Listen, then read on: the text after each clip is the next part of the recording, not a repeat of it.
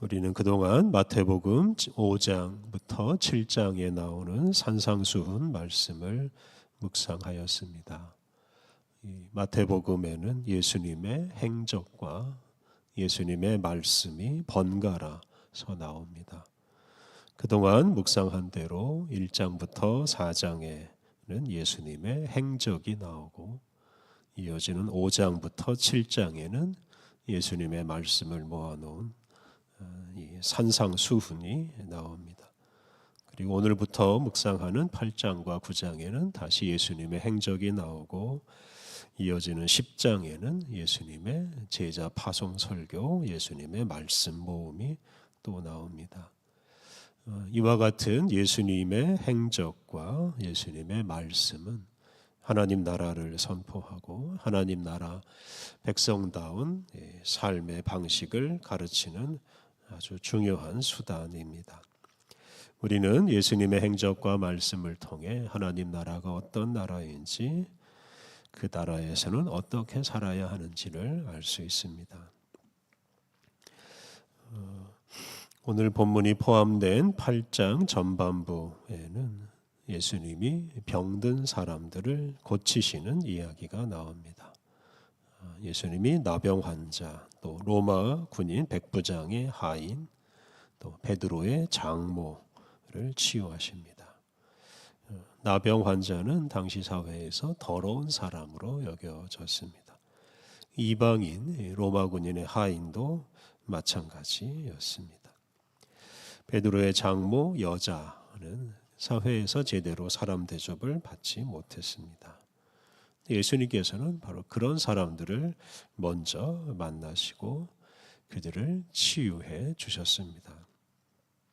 이 치유 이야기에서 우리는 하나님 나라가 어떤 나라인지, 하나님 나라 백성은 어떤 사람인지를 알 수 있습니다. 오늘은 예수님의 치유 이야기 중에서 나병 환자를 치유하는 이야기를 묵상합니다. 1절 말씀, 예수께서 산에서 내려오시니 수많은 무리가 따르니라. 예수님께서 산에서 이 산상수훈 말씀을 다 가르치신 후에 내려오셨습니다. 그러자 수많은 무리가 예수님을 따랐습니다. 산 위에서 예수님의 말씀을 들은 사람들이 예수님을 떠나지 않고 예수님을 계속 따랐을 것입니다. 뿐만 아니라 예수님의 소문을 듣고 몰려온 사람들이 예수님을 따랐을 것입니다. 일반적으로 이렇게 사람이 많이 모여들면 그 많은 사람을 이용해서 뭔가 이익을 얻으려고 합니다.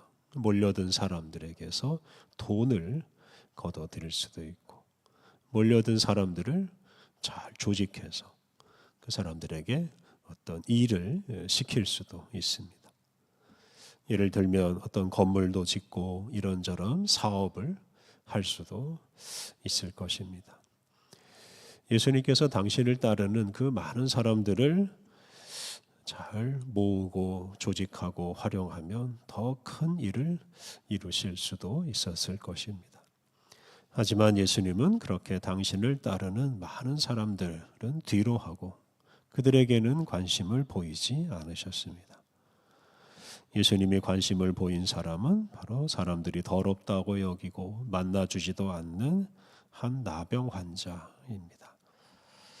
2절 말씀, 한 나병 환자가 나와 절하여 이르되 주여 원하시면 저를 깨끗하게 하실 수 있나이다 하거늘.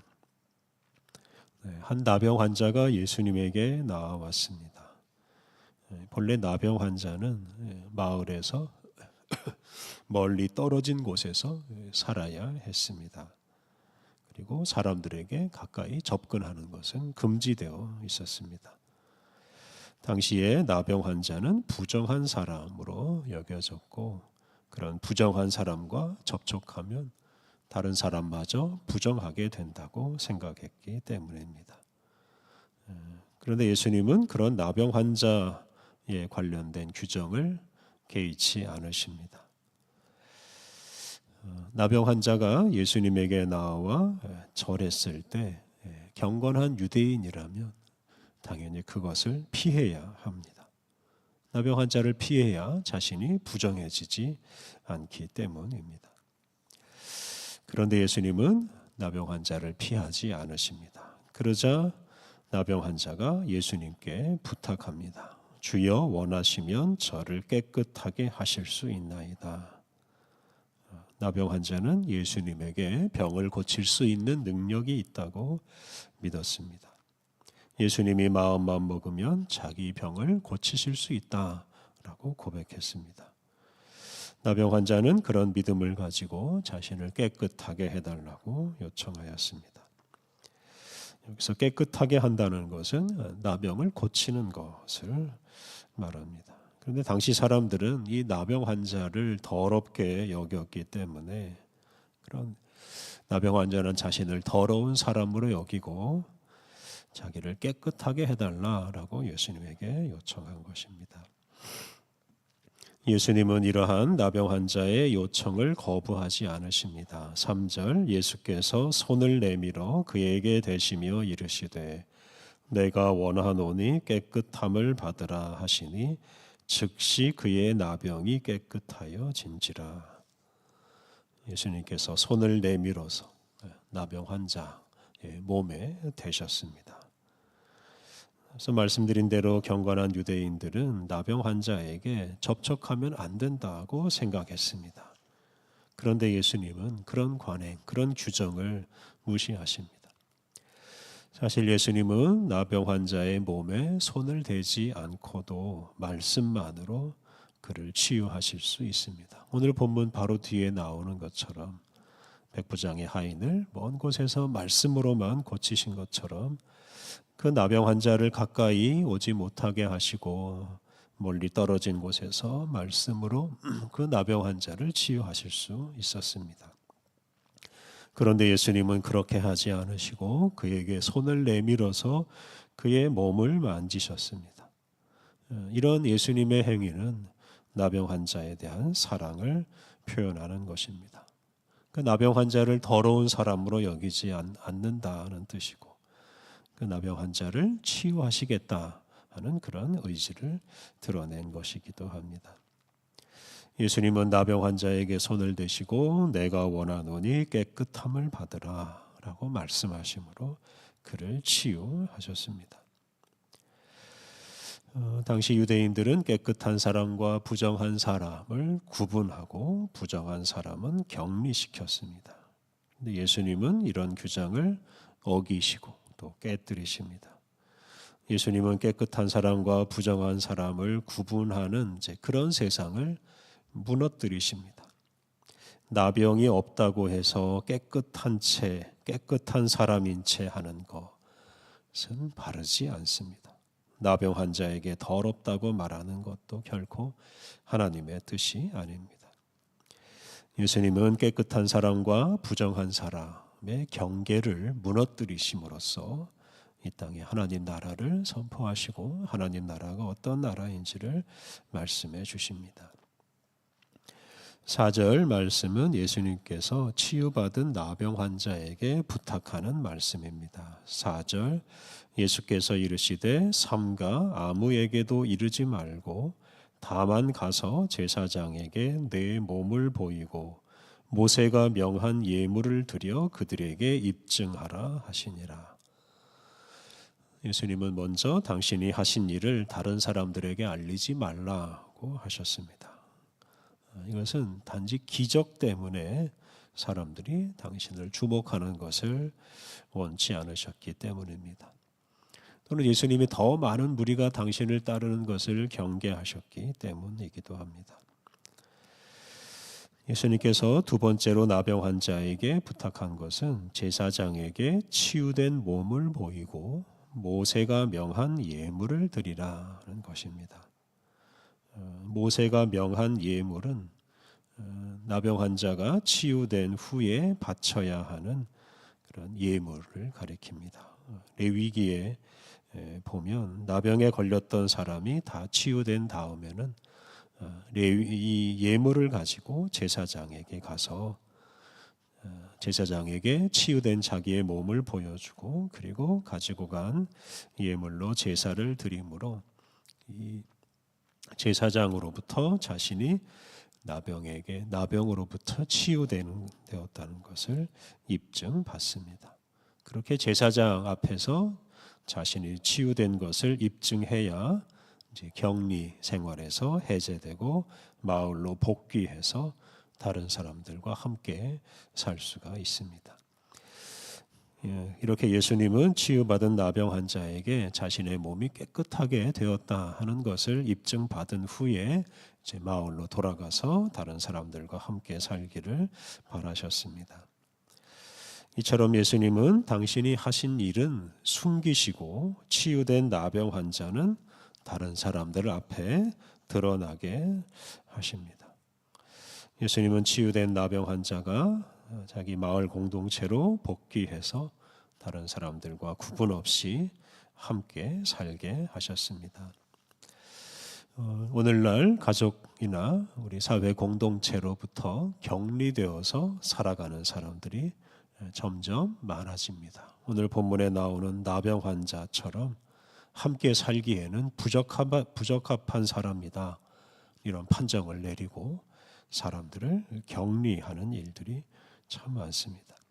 그렇게 격리되는 사람들은 일반인들에게 해를 끼치거나 불편을 끼친다고 생각하기 때문입니다. 그래서 그런 사람들이 사회로부터 격리되어서 일반인들과 제대로 접촉하지 못하고 삽니다. 교도소나 정신병원에 사는 사람들이 그렇습니다. 고아원이나 장애인 시설을 비롯한 여러 사회복지 시설에도 이렇게 사회로부터 격리된 채 사는 사람들이 많습니다. 요즘에는 요양원에 사는 사람들이 참 많아지는데 그들 역시 격리 생활을 하는 것이나 마찬가지입니다. 그런데 이렇게 사람들이 사회로부터 격리되어서 따로 사는 것은 결코 하나님의 뜻이라고 할 수 없습니다. 좀 불편하고 해를 당하더라도 마을 사람들, 가족들이 그들을 돌보고 함께 사는 것이 우리 하나님의 뜻입니다.